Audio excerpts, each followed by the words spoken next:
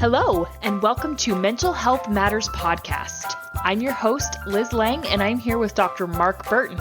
In this podcast, we will talk about all things mental health. Thank you so much for joining us.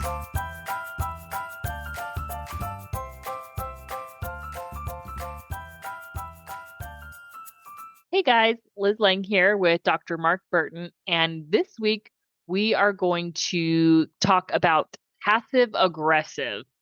So let's start by defining what passive aggressive is. Oh, okay. Well, I thought we were going to talk about Frankie and Jess' show too, which we'll get to in a minute. Yes, we will. So passive aggressive is an indirect way. So that's the important point. It's indirect. It's not a direct form of communication. An indirect way of expressing either anger, resentment, or some other possible negative feeling. And so it's a behavior, and we can get into some examples I think will be helpful later on. But it's an indirect way. It's an unhealthy way of expressing those negative feelings, because I think most mental health experts would suggest that talking about them directly with someone kindly and directly is probably the better way to do it than being passive aggressive. Yeah. So going back to the Frankie and Jess show, they used to do this segment called Wasn't it Passive Aggressive Tuesday or something? Yes, it was Passive Aggressive Tuesday.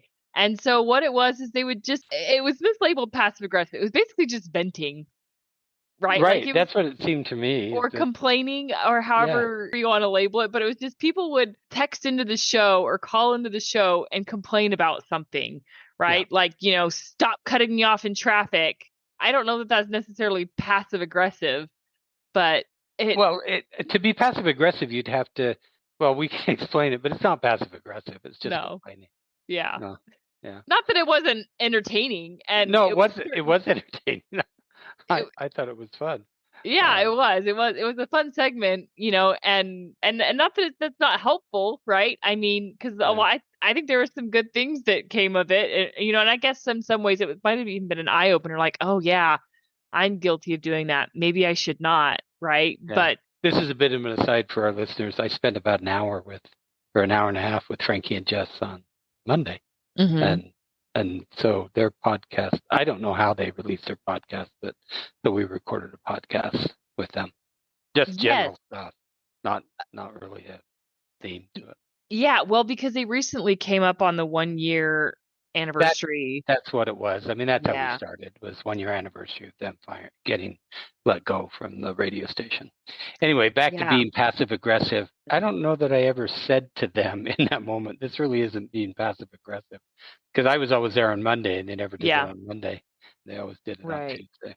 And it looks like your episode is available on their podcast list. So how do you handle family members who have zero boundaries, Dr. Burton? So, Wait, today's Wednesday. Okay, that's fast. Okay. I mean, so they put out like 3 episodes a week, and so and I'm assuming they have pretty quick turnaround. So if you want to go listen to Dr. Burton on the Frankie and Jess podcast again, go reminisce about the good old days when they were on the radio. But I like him better on a podcast, personally. I think a lot of people do, though. Yeah. And they seem happier. Yeah. Okay. They are happier, much happier. Yes. All right. So I also wanted to bring up the fact that passive and aggressive are like opposite adjectives. I think that's the point. Okay. I think that it makes sense to me when you think about it. So let's talk about an example. I think here's one that, in all the stuff I've read, I've never heard people talk about this as an example. For me, it is a classic example of passive aggressive, and that is people who are always late. Now, there are other reasons that people are passive aggressive. I think one of them is about expressing control. And so getting control over a situation.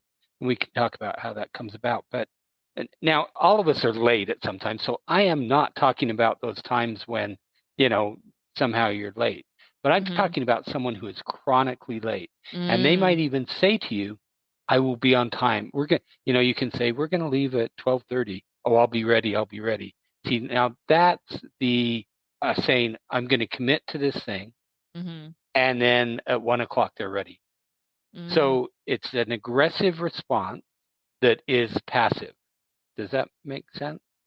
Yeah, yeah. Well, I mean, because they're indirectly affecting and controlling their environment, and they're indirectly affecting somebody else. Right, but they're also saying, I mean, part of this is saying, yeah, I will do that. Mm-hmm. So that's kind of a general way to look at passive aggressive. If I commit to you, yeah, I will do that, and in my mind I have absolutely no intention of doing it, that's a passive aggressive response. Okay. Because I'm using it I mean, it's almost like setting you up for expectation, and then I can rip it down again because I have control over what I'm doing. I had a friend when we lived in Farmington. This lady was always late. It didn't matter what it was. Mm-hmm. That was just her habit. So I mean, I guess you could call it a habit, but really it puts people out. It puts you in control. It puts you in this. Yeah. It changes the power dynamic in whatever. If you're in a group, it changes the power dynamic because we're all waiting for you. Mm-hmm. And you knew it was going to start at 1, and everyone else is here starting at 1, but you're always late. And so I think that's kind of a classic example.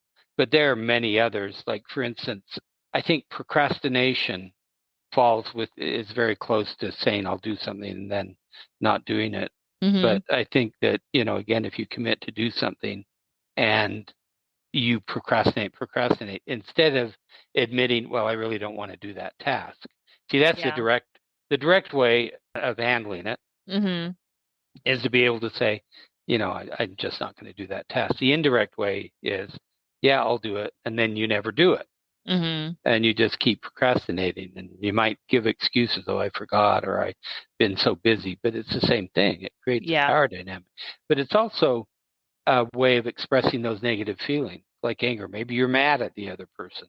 And so you don't really, maybe were brought up in an environment where you didn't really learn how to express anger in a productive way. And so I think this behavior is often learned. Well, it is learned. And so the good thing about it is that if you can learn something, you can also unlearn something, which I tell my clients all the time. So tell me if this falls under the category of passive aggressive. When a woman says she's fine, but she's not really fine. Well, I think that's a little different to me. Okay. To me, that's different. And I encounter that almost daily with clients. And I think usually what that is it has something to do with communication. And not always, but often what it is the woman doesn't feel safe talking about it, whatever it is. Okay. The other thing, we've kind of talked about this in past episodes, is if she says, well, I'm really not fine, this is what's going on. If she's partnered with a male, often what the male doesn't really listen, goes into here's how you solve it mode. And that doesn't feel good, because often if you say, well, how are you doing? You just want someone to listen to you. Yeah. So I would say that doesn't fit that. Okay. I think there's a communication issue. Sure. And I can see what you're saying, but I can also see where maybe this one could fall is when they say, I'm fine, and then get mad and stonewall because he didn't realize. Okay. So I think you're right there. So the context is important and everything. Yeah. But so withholding information, here's how it can be passive aggressive. If I am angry at you and your partner's trying to get it out, or the other person's trying to get it out, you say, no, everything's fine. Yeah, that feels passive aggressive to me, because the other person, you put them in a position of, I want to know, and you're in the position of power by saying, no, not going to tell. I mean, you create this imbalance in the power dynamic. And so I think that often, and you don't, at least when I read about passive aggressive, I often don't hear them talk about the power imbalance. And I think it's a really important part of the passive aggressive behavior. Yeah, I mean, it sounds like it is. I mean, just because, and someone who is just, genuinely has a passive aggressive personality, it sounds like they have little control over things in their life. And so they're trying to find ways to get control. That's what I think. And so, Yeah. if you think about how does one learn to do this, I think often it's a coping mechanism Mm-hmm. for trauma, Mm. because as we've talked about before, probably one of the common results of trauma in children is a sense of a loss of their power, Mm-hmm. which is like with Lindy as she works with kids who've had trauma in the playroom. That's all about trying to help them get their power back, Yeah. their power and control. And so it's a coping mechanism that might work okay as a child or an adolescent. But Mm-hmm. as you become an adult and you carry those coping mechanisms with you into the adult relationship, then it really doesn't work very well at all. Well, no, I mean, it sounds unpleasant. Yeah, And well, and it I'll is. and I'll admit that I've been guilty of it before, of telling Curtis I'm fine and saying it in a way that Did you, clearly and indicates I'm not fine. right, and do you remember, right, because he can tell you're not fine. Uh-huh. And you're saying, yeah, I'm fine. So that is passive aggressive. We all Yeah, behave that way. I mean, it's sure. important, we didn't do our disclaimer at the start of this episode, That's but true. we often do that this type of behavior, we often fall into it. Yeah. Maybe not often, but we've all experienced it. And so you mentioned, I wanted to follow up on something you said, that maybe they have a passive aggressive personality. So it used to be, I think it was before DSM-5. I'm not sure when they took it out, but there used to be passive aggressive personality disorder, but Mm. it's not in the DSM anymore. And Okay. I have no idea the reason that they took it out. Mm-hmm. They're always reviewing the diagnoses and changing them, but for some reason they took that one off the list. I still run into it Mm-hmm. often, but here's why I think it's not a personality disorder anymore. I think that as we have talked about personality disorders, it's really hard to change those. Mm. If this is a learned behavior, which I believe it is, Mm-hmm. then it's not hard to change it. So Oh, you can okay. actually change it. So I think in that way, it doesn't really fit that category of personality disorder. But yeah, I think you can have personality traits that Sure. maybe lead you to be more likely to be passive aggressive. But really, often what it is just you don't like conflict, but Yeah. you're trying to find a way to express your anger or your negative Mm-hmm. feeling, Mm-hmm. and so you do it indirectly, and that's often with a passive aggressive act. Right. And I can remember these times when I would do this to Curtis. Oftentimes I was mad, but I wanted him to know why I was mad. I wanted him to recognize that I was mad, and I wanted him to understand, like, You mean, wait, you wanted him to get it all on his own? uh-huh. You didn't want to. You didn't want to Yeah. have to tell him. Yeah. Okay, you wanted him to be psychic. Uh-huh. In other words, Yeah. I do run into that. It'd be great if we could be psychic. I've never Right. found it. And True. and part of it too could have been I was frustrated and Mm-hmm. I didn't want to talk about it in the moment, which is fine. And it's okay to say I'm upset, but I'm not ready to talk about it. That's not passive aggressive. No, that's not That's a very right. appropriate way to say Right. I can't talk about this right now because I'm not in a good space. Right. And then to even make it more healthier, you'd say, "Can we talk about it after dinner tonight?" You Yes. know, and Yeah. so you set a time when so that that it's going to be dealt with. Because often what happens if you say, "I'm not ready to talk about it now," it gets lost, whatever it Right. is, and Yeah. it's hard for couples to come back unless they really have an appointment to do it. Right. And I think that, that comes down to that's like setting a boundary, which I think Hmm. is important, especially if you tend towards an anxious partner. Like for me, if and thankfully Curtis he's fairly even tempered and he's also very open. And if something is bothering him, he'll just say it. But for me, like if he said, I'm upset right now and I can't talk about this, there was definitely a point in my marriage where that would make me anxious. I would Hmm. stew and stew and stew on it. Right. But if he said, let's talk about it, a specific time later, you Yes. probably wouldn't have been as anxious because you're Mm-hmm. going to get to it. Yeah. Exactly. Yeah. And there weren't really too many instances like that anyways, because like I said, he's fairly straightforward. And if something is bothering him, he'll tell me about it. Hmm. So I was looking up some things on passive aggressive, and I found some examples of passive aggressive phrases Okay. that I thought were kind of funny that I think you're gonna enjoy. So one of them is, your work is surprisingly good. Okay. So that falls into what they'd call a backhanded compliment, right? The example I read about was, "Wow, you're really brave to wear that bikini."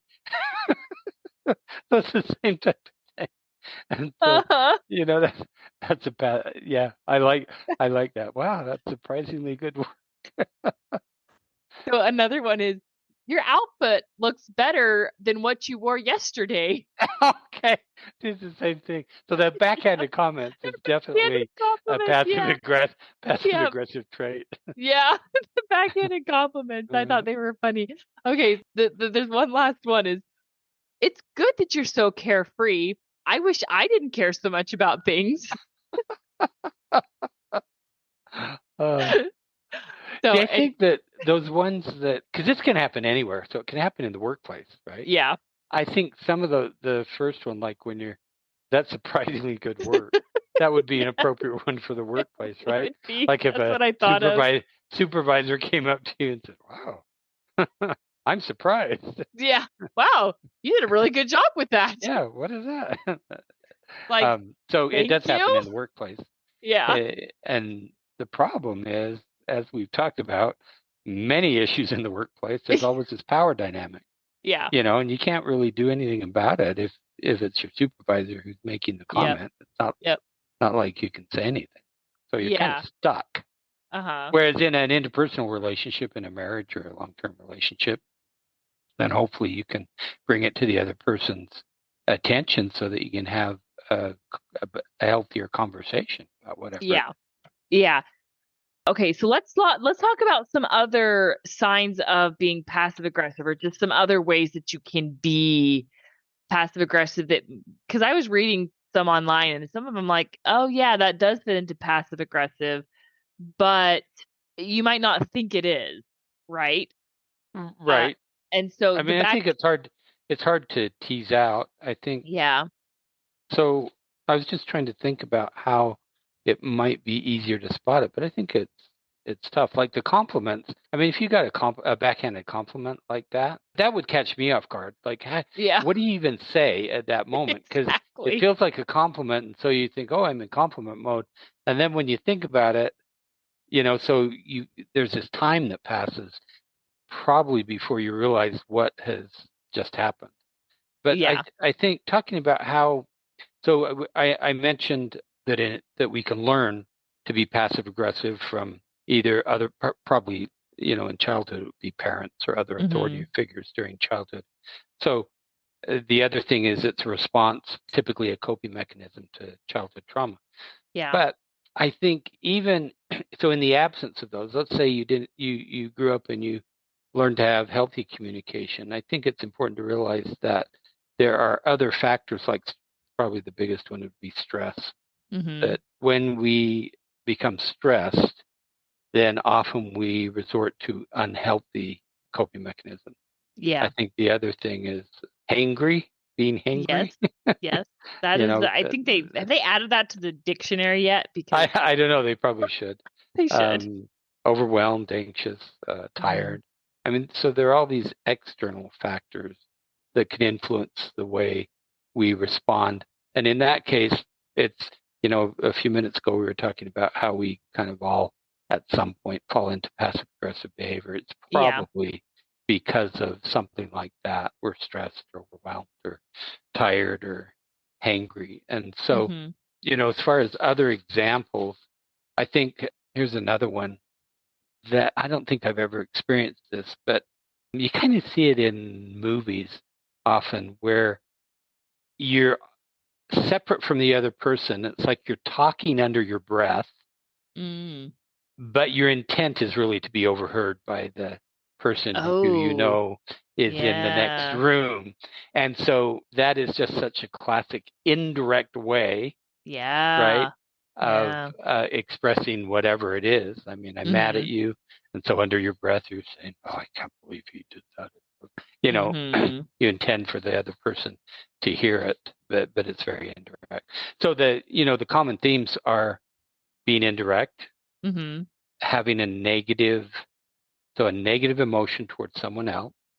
I think this ties into something you brought up, say that you've done with Curtis, ignoring or denying an obvious problem would be another one. Yeah. But I think that, I'm glad we're talking about this and for our listeners, because if you're in a relationship and there's an obvious problem and there's a denial about it or ignoring it, I think you can think of it as being passive aggressive behavior. It's a way to express anger indirectly. And I think one of the first steps of trying to change it is to label it, is to realize this is what's going on. Yeah. Because otherwise it becomes confusing. Like, for instance, if someone is ignoring or denying an obvious problem, for me, the next step would be to talk to them about it. But I kind of wonder, okay, this is so obvious. What's behind the ignoring it or the, denying that it's a problem? But I think if you can label it as this is their coping mechanism, they're being indirect about it. They don't really want to have the direct confrontation. Then maybe it can help you to approach it in a different way.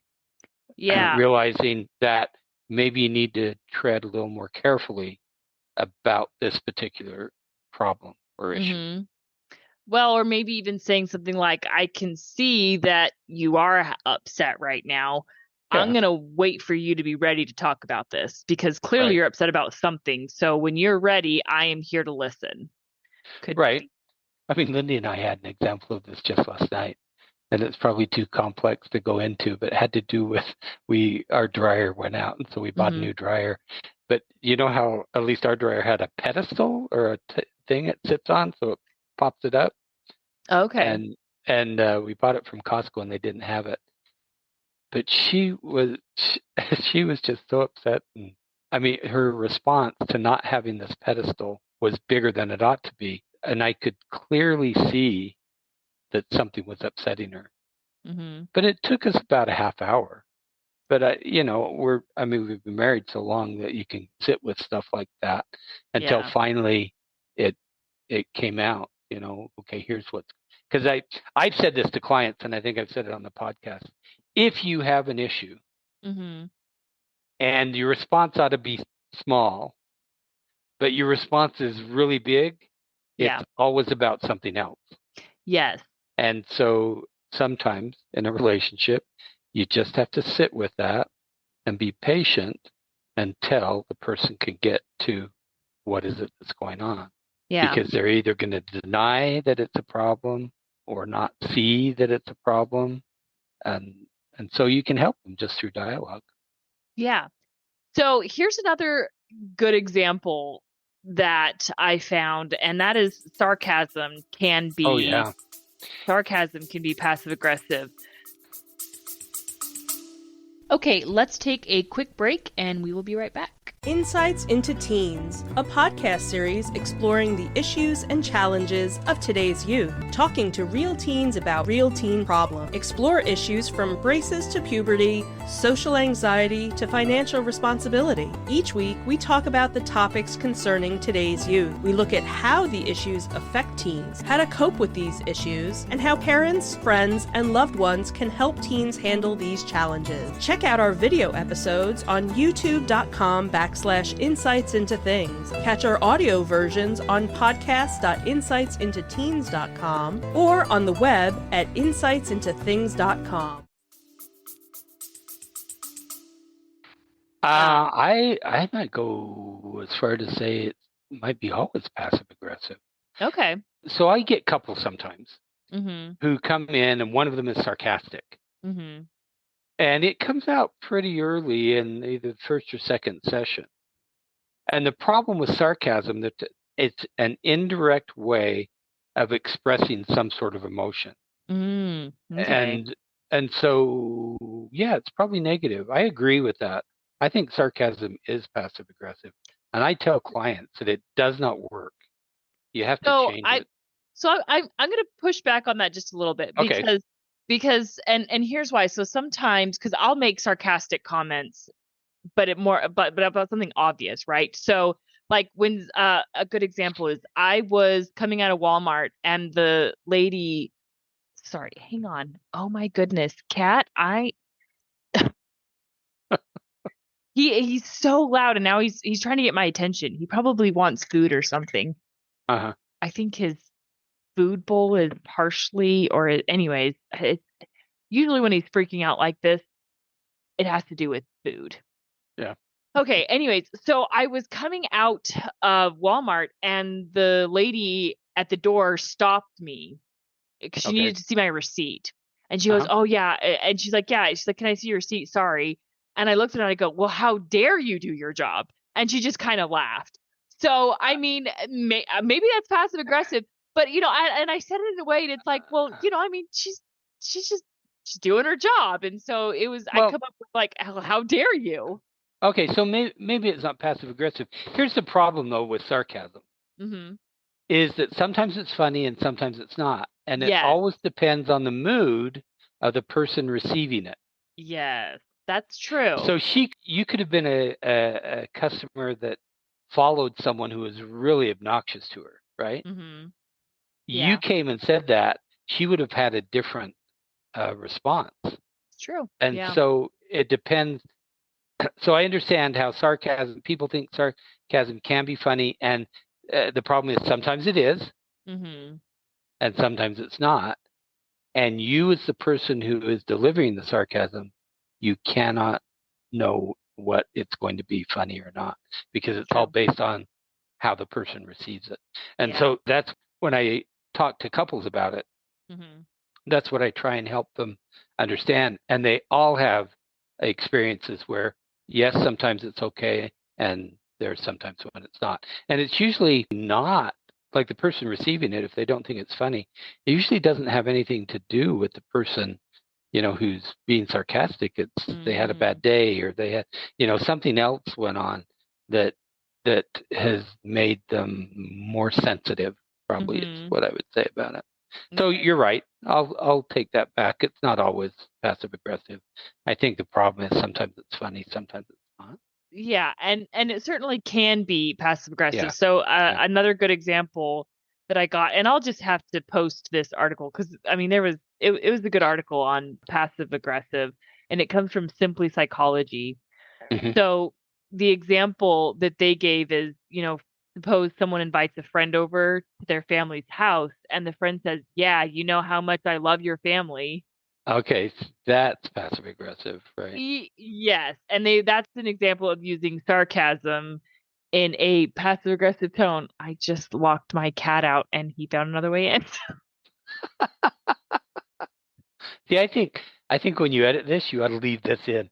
I think you should leave the cat experience in.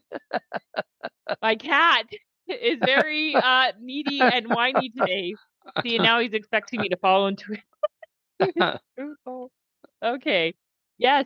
Okay. All right. Hopefully Curtis is on it because he's clearly very concerned about something. Okay. So in that example you gave about, you know how much I love your family. What's interesting about that one, if you change just the tone or the word slightly, you could say, "I really love your family." Yeah. I really enjoy being around your family. See, that's different than, "Well, you know how much I love your family." So a lot of it is the delivery. Yes. Which is what I try and help people with all the time. It's about process. For me, that falls into what I call process. So to be aware of our tone, the cadence of how we deliver it, the volume, anything like that. Can change the same words. It can change the meaning of the same words. Yeah. Okay, so here's another good one. The silent treatment. Oh, That is classic passive aggressive. Well, because if you think about control. Yep. I mean, you can't make me say something, so I can exert that control. And And so, yeah, that fits. I mean, that fits into Gottman's definition of stonewalling too. Yeah. I think that another, since we're talking about communication, being intentionally vague is another one that I think can fit into passive aggressive, when you could be direct and express whatever the emotion is. But if you're vague, I mean, in some ways that is so close to either denying or ignoring the problem. They're all similar in a way. It's about indirect ways of expressing negative feelings. Yeah, and I would even venture to say maybe sometimes we do this indirectly, right? Or we're passive aggressive without thinking about it or without realizing it, or because we haven't yet figured out a more appropriate and healthy way to express the emotion. Right? I think that's certainly possible. I think that probably happens often. Yeah. I think it probably does. And, I think that's a good time to recognize it, own it, and say, well, here's where this comes from and here's how I'm feeling. And, kind of try to resolve it from there. But I think for our listeners, a different way to approach this would be to look at your own behavior and see if you have any of these. Yeah. I think that would be important, because it doesn't work well in relationship, and you can change it. Yes. Yeah. You can really learn how to not do this, which then leads to healthier relationships. So, for our listeners, if their relationship is struggling in some way, see if it's about communication and being passive aggressive. Yeah. Good advice. You're going to post that article. It probably has examples in it. You can look at that article and see if any of them fit. Yeah. Yep. Yeah, that will it will be in our show notes. So, takeaways, passive aggressive, it's all about control. It is, and it's an indirect way of expressing negative emotions. For many people, it's I think for everyone, it's a learned behavior, but it could be the result of, some sort of childhood trauma as well, because what gets taken away is power. And so it's a way to express power in an unhealthy way. But the important thing, you can change it. Yeah. You just have to be aware of it first. Yes. And you can also send funny text messages into a radio station and call it passive aggressive.